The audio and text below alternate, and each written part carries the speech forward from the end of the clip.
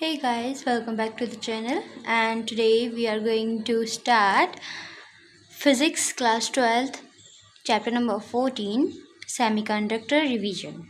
Okay, so let's get started. Semiconductor वो material होते हैं जिनकी कंडक्टिविटी कंडक्टर्स और नॉन कंडक्टर्स के बीच में लाई करती है।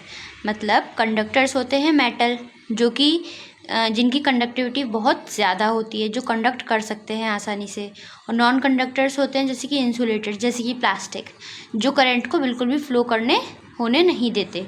सेमीकंडक्टर कंडक्टर और नॉन कंडक्टर के बीच में लाई करते हैं, जो कि करंट के फ्लो को अलाउ करते हैं, बट कंडक्टर जितना अच्छा नहीं और नॉन कंडक्टर जितना बुरा नहीं। ओके, सो सेमीकंडक्टर के कुछ हम अंदर उसकी जो चीज़ें होती है वो पढ़ते हैं।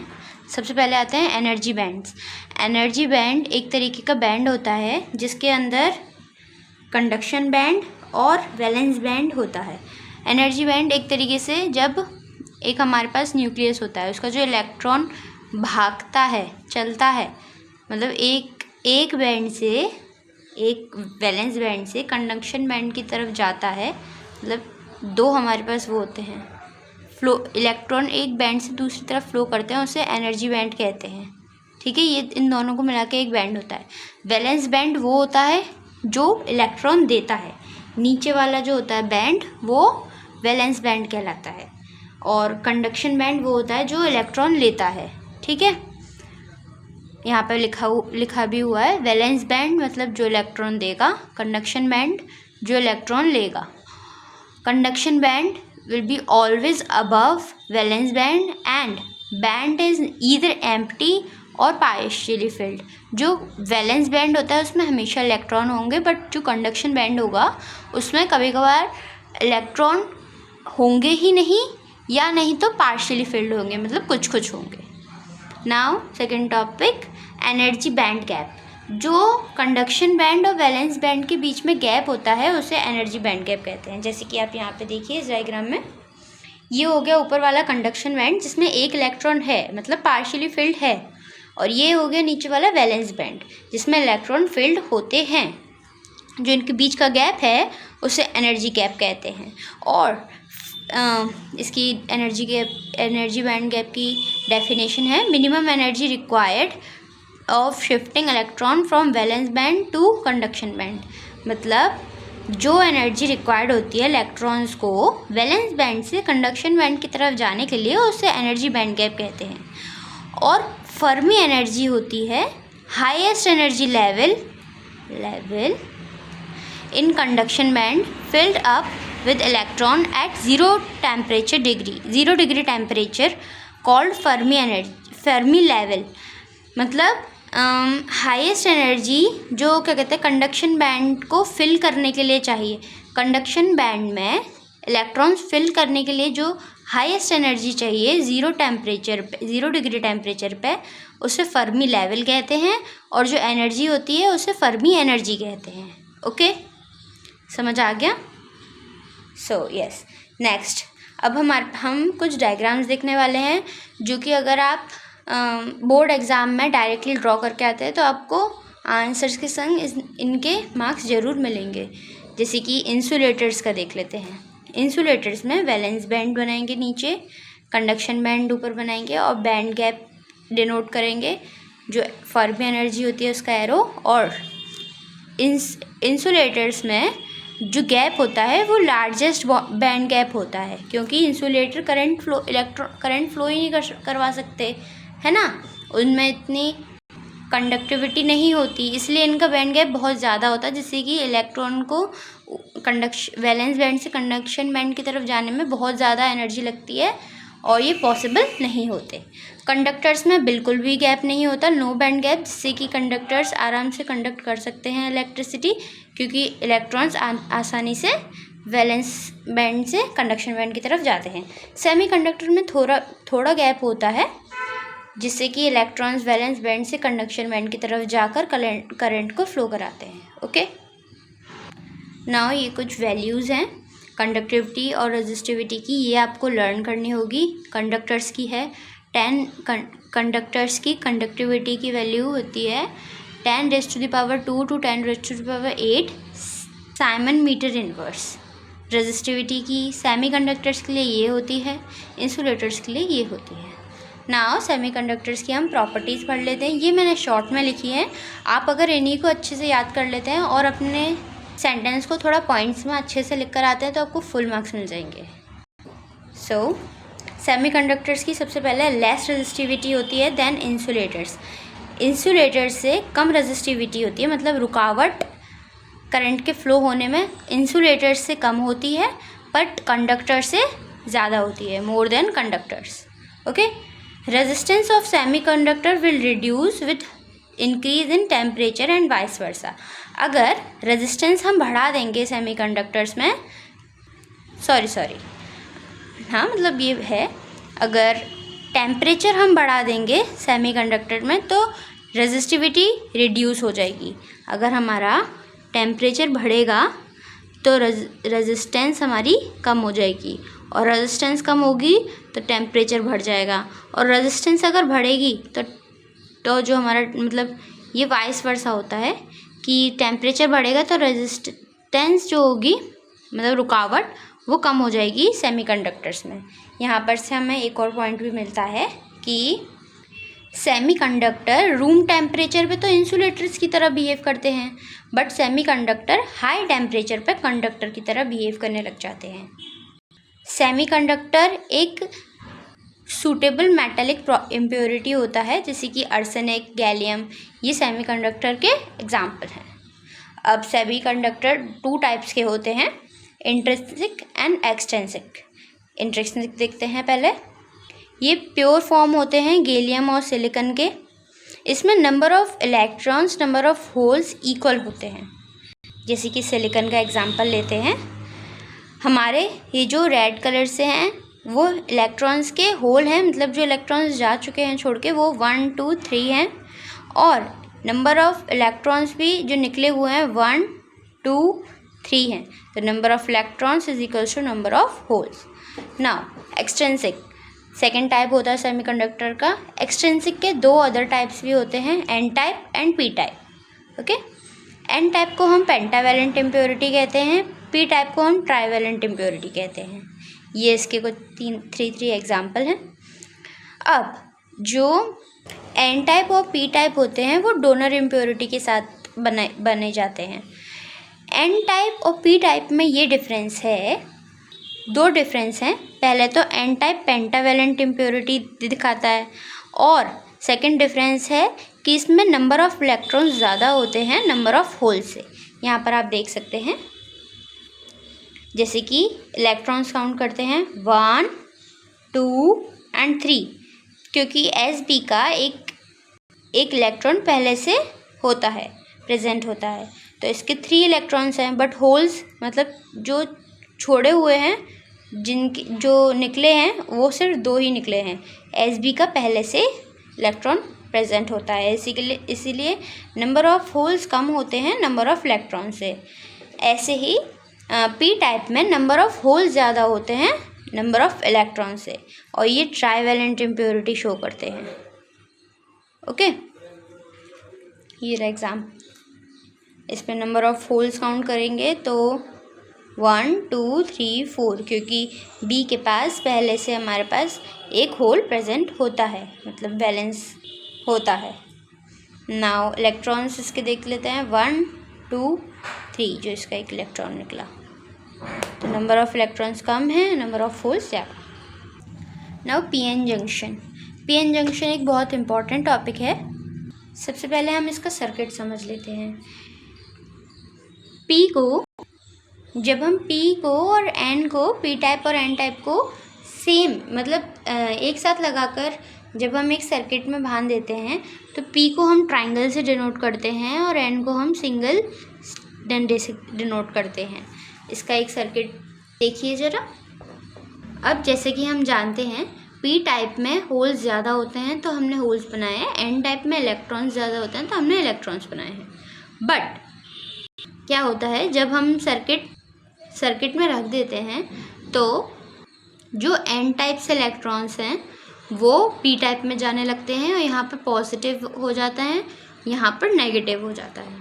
जैसे कि मैंने लिखा हुआ है कि यहाँ पॉजिटिव चार्ज बन जाएगा तो पीएन जंक्शन फॉर्म हो जाता है। ओके, एक बार ये मैंने आपके अच्छे से समझ आ जाए इसलिए मैंने हिंदी में लिख रखा है।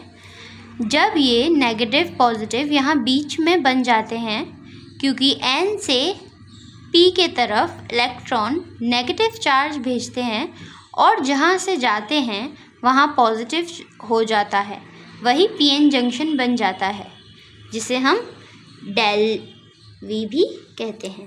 ठीक है, मतलब एक बार और समझिए। जब एन टाइप जो सेमीकंडक्टर होता है एक्सट्रिंसिक वाला, उसमें से इलेक्ट्रॉन्स निकल के पी टाइप की तरफ चले जाते हैं और यहाँ पॉजिटिव चार्ज रह जाता है और यहाँ पर इलेक्ट्रॉन्स के आने की वजह से नेगेटिव चार्ज बन जाता है, तो जो ये फॉर्म होता है इसे ही पीएन जंक्शन कहते हैं। और इसकी फॉर्मेशन से हमें दो चीज़ और मिलती है, फॉरवर्ड बाइजिंग एंड रिवर्स बाइजिंग। सबसे पहले हम ये और समझ लें कि इस पॉजिटिव लाइन को इलेक्ट्रॉन डिफ्यूजन कहेंगे और यहाँ से इलेक्ट्रॉन ड्रिफ्ट, इसे इलेक्ट्रॉन ड्रिफ्टिंग कहेंगे। ठीक है, ये डिप्लीशन रीजन होता है एन टाइप वाला और ये होल डिफ्यूजन होता है पी टाइप वाला, और जो प्लस माइनस वो बन जाता है उसे डिप्लीशन लेयर कहते हैं। यहाँ पर एक पॉइंट याद रखिएगा, अगर डिप्लीशन लेयर थिन होगी तो जो करंट होगा वो बहुत तेज़ी से फ्लो होगा, और अगर डिप्लीशन लेयर थिक होगी तो जो करंट होगा वो बहुत स्लो फ्लो होगा। ओके, ना फॉरवर्ड बाइजिंग एंड रिवर्स बाइजिंग। हमारा जो करंट होगा वो तभी फ्लो करेगा जब पी जंक्शन, पहले पी जंक्शन होगा पॉजिटिव टर्मिनल से कनेक्टेड और एन जंक्शन होगा नेगेटिव टर्मिनल से कनेक्टेड। थिन लेयर डिप्लीशन और इसका फास्ट करंट होता है, मतलब जो हमारा डिप्लीशन लेयर बनती है वो थिन बनती है और करंट फास्ट फ्लो होता है। इससे हमें एक और चीज़ देखने को मिलती है, जैसे कि पहले तो हमारा करंट अगर ये थिन होती है तो इसमें क्या होता है, जो पतली होकर ये जो टूट जाती है एक टाइम पर आकर, जैसे कि करंट फ्लो हो रहा है यहाँ से पॉजिटिव से नेगेटिव, पॉजिटिव से नेगेटिव, पॉजिटिव से नेगेटिव, इस तरफ करंट पॉजिटिव से नेगेटिव फ्लो होता है ना। मतलब पी टाइप से अगर एन टाइप होगा तो फॉरवर्ड बाइजिंग होगा और ये फ्लो हो रहा है। एक टाइम ऐसा आएगा ये जो थिन डिप्लीशन लेयर होगी ये बिल्कुल टूट जाएगी और वहाँ से करंट फ्लो होता ही रहेगा, मतलब बहुत ज़्यादा हो जाएगा। तो ये जैसे कि यहाँ पर हमारा एक ग्राफ है बहुत इम्पोर्टेंट, ये करंट फ्लो हो रहा है, नी वैल्यू पर आकर जो डिप्लीशन लेयर है वो टूट जाएगी और करंट बहुत ज़्यादा तेज़ से फ्लो होगा, एकदम से राइज कर जाएगा, current versus voltage. Okay, yes. Now reverse biasing देखते हैं। रिवर्स बायसिंग में क्या होता है, जो पी टाइप होता है वो नेगेटिव टर्मिनल से कनेक्टेड होता है, एन टाइप पॉजिटिव टर्मिनल से, और करंट उल्टा फ्लो करता है, मतलब एन टाइप से पी टाइप की तरफ फ्लो करता है, इस तरीके से, है ना। तो इसमें क्या होता है, डिप्लीशन लेयर पहले तो थिक होती है, स्लो करंट होता है, तो ये मोटी होती जाती है और एक टाइम पे आकर यहाँ पर इतने इलेक्ट्रॉन्स हो जाते हैं जिससे कि ये टूट जाती है। मतलब यहाँ पर इलेक्ट्रॉन्स जाएंगे तो नहीं, क्योंकि ये रिवर्स बाइजिंग है तो करंट फ्लो तो होगा नहीं एनसीपी में, बट यहाँ पर इलेक्ट्रॉन्स इकट्ठे होते जाएंगे तो एक टाइम पे ये इतनी मोटी हो जाएगी, ये पूरी टूट जाएगी। उसी का यहाँ पे ग्राफ बनाया गया है। ये अभी करंट, मतलब इलेक्ट्रॉन रुके हुए हैं, एकदम से करंट इतना ज़्यादा बढ़ जाएगा। ओके, जब इसका ब्रेक डाउन हो जाएगा डिप्लीशन लेयर का। Now last topic, diode as a rectifier. जो पीएन जंक्शन होता है उसे हम डायोड भी कहते हैं। ओके, तो रेक्टिफायर एक इलेक्ट्रॉनिक डिवाइस होता है जो ट्रांसफॉर्म करता है एसी करंट को डीसी पावर में, मतलब एसी करंट को डीसी करंट में कन्वर्ट कर देता है, उसे रेक्टिफायर कहते हैं। ये 2 टाइप्स में होता है। फर्स्ट टाइप होता है इसका half wave rectifier and second type होता है फुल वेव रेक्टिफायर। तो पहले हम फर्स्ट टाइप पढ़ते हैं। First type first type rectifier का ये होता है सेटअप। इसमें एसी करंट यहाँ पर होता है, एक स्पाइरल लगी होती है, फिर सेकंड एक स्पाइरल लगी होती है, यहाँ पर एक डायोड लगा होता है, और जो करंट आता है वो आउटपुट में होता है। आपको पता है कि एसी करंट नेगेटिव मतलब एंटी क्लॉकवाइज और क्लॉकवाइज दोनों तरीके से करंट फ्लो कराती है। तो हम दो केस लेते हैं। सबसे पहला केस जब वो पॉजिटिव टू नेगेटिव फ्लो कराएगी, मतलब करंट उसका ऐसे करके फ्लो होगा, इस डायरेक्शन में फ्लो होगा, तो करंट पी टाइप से एन टाइप जा रहा है, तो हमारा करंट फ्लो होगा। तो ये यहाँ पर हमारा अप साइड बन जाएगा, मतलब एसी से डीसी बन जाएगा करंट, और करंट फ्लो होगा। बट जब हम केस 2 लेते हैं एंटी क्लॉकवाइज, मतलब करंट ऐसे फ्लो हो रहा है, ठीक है, तो इसमें पी टाइप वो एन टाइप से पी टाइप की तरफ होगा, तो करंट फ्लो नहीं होगा। जब हमारा जो ग्राफ बनेगा वो डाउन साइड बनेगा, मतलब करंट फ्लो नहीं हो रहा, डायोड में से करंट फ्लो नहीं हो रहा, तो डीसी में तो करंट पहुंचेगा ही नहीं, इसलिए हमारा ऐसे ही बन जाता है। क्योंकि एसी करंट तो एंटी क्लॉकवाइज होता है, और जो ट्रांसफॉर्मर है वो लगा हुआ है बीच में। ये डायोड में से एक बार करंट फ्लो होगा, एक बार नहीं होगा, एक बार होगा, एक बार नहीं होगा, तो इसका जो आउटपुट निकल के आता है वो ये आता है कि हमारा हाफ वेव रेक्टिफायर में करंट फ्लो हो रहा है। मतलब कुछ एक टाइम हुआ, फिर रुक गया, फिर एक टाइम हुआ, फिर रुक गया, क्योंकि जब रिवर्स बाइसिंग होगी तब जब एंटी क्लॉकवाइज चलेगा तो रिवर्स बाइसिंग होगी डायोड में। केस 2 में रिवर्स बाइसिंग हो रही है ना, क्योंकि एंटी क्लॉकवाइज चल रहा है, तो वहाँ पर करंट फ्लो नहीं होगा, तो वहाँ पर हमारा डीसी में कोई आउटपुट आएगा ही नहीं। तो इसलिए हमारा आउटपुट कब आ रहा है, जब फॉरवर्ड बाइसिंग हो रही हो। फॉरवर्ड बाइसिंग कब हो रही है, जब क्लॉकवाइज आ रहा है current. Okay, now second type बहुत आसान है। इसमें आप एक बार इसका सेटअप समझिए। AC current as it is लगा हुआ है, ट्रांसफॉर्मर लगा हुआ है, बस यहाँ पर डायोड 2 आ जाते हैं, डायोड 1, डायोड 2। यहाँ पर भी सेम चीज़ होती है। केस 1 में हम पहले क्लॉकवाइज फ्लो कराते हैं करंट, तो देखो पी से एन टाइप जाने में हमारा करंट फ्लो होगा। मतलब केस 1 में जब हम क्लॉकवाइज करंट फ्लो करा रहे हैं तो डायोड 1 फॉरवर्ड बाइसिंग देगी, मतलब करंट फ्लो होगा। बट डायोड 2 में यहाँ से एन टाइप से पी टाइप की तरफ जा रहा है, तो डायोड 2 से रिवर्स बाइसिंग होगी, करंट फ्लो नहीं होगा। तो फर्स्ट जो डायोड है उसका ये बन जाएगा, सेकंड का फर्स्ट केस में ये बन जाएगा। ये केस फर्स्ट का ग्राफ है इन दोनों का। अब हम रिवर्स बाइसिंग कराते हैं, जब करंट ऐसे फ्लो होगा, मतलब सॉरी यहाँ नहीं, करंट ऐसे फ्लो होगा इस तरफ। तो इसमें जब डायोड 2 से होगा करंट फ्लो, तो वो तो फ्लो होगा क्योंकि पी जंक्शन से एन जंक्शन की तरफ हो रहा है। तो केस 2 में जब हम एंटी क्लॉकवाइज लेंगे, फिर D2 है, जो डायोड 2 है, वो फॉरवर्ड बाइसिंग करेगा, करंट देगा। बट यहाँ पर हमारा करंट इस तरफ जाएगा, तो एन टाइप से पी टाइप की तरफ जाएगा, तो डायोड 1 करंट फ्लो नहीं कराएगा क्योंकि वो रिवर्स बाइसिंग होगा। तो ये केस 2 का हो गया, समझे। इसमें फर्स्ट केस में तो डायोड 1 दे रहा है करंट आउटपुट में, बट सेकंड केस में नहीं दे रहा। ऐसे ये साइकिल रिपीट होती जाएगी। जो आउटपुट निकलेगा वो कंटिन्यूस करंट निकलेगा। यहाँ पर डिसकंटिन्यूस करंट था, मतलब थोड़ा थोड़ा रुक कर चल रहा था, बट फुल वेव रेक्टिफायर में जहाँ 2 डायोड लगे हुए हैं वहाँ पर हमारा कंटिन्यूस करंट होगा। ओके, क्योंकि डायोड 1 एक बार देगा करंट, एक बार डायोड 2। यहाँ पर जैसे कि डायोड 1 ने दिया, केस 2 में डायोड 2 ने दिया, केस 3 में डायोड 1 ने दिया फिर से। तो ये समझ आ गया आपको। यस, एक इम्पॉर्टेंट पॉइंट ये याद रखना, फॉरवर्ड बाइसिंग जब भी होगी जब पी टाइप से एन टाइप की तरफ जा रहा होगा करंट, ठीक है, और करंट फ्लो होगा तो अप साइड बनेगा कर्व। और रिवर्स बाइसिंग जब होगी जब एन टाइप से पी टाइप की तरफ जा रहा होगा करंट। ओके, तो इसमें जब ग्राफ बनेगा वो डाउन साइड बनेगा। Thank you. अगर आपको ये एक्सप्लेनेशन अच्छी लगी हो तो please comment your thoughts down. अगर कोई भी डाउट है तो वो पूछिए। और नेक्स्ट चैप्टर में किस किसको एक्सप्लेन करूँ, किस चैप्टर को, किसका शॉर्ट रिवीजन वीडियो बनाऊँ, वो आप प्लीज़ कमेंट करके मुझे बताइए। Like share and subscribe. Bye. Next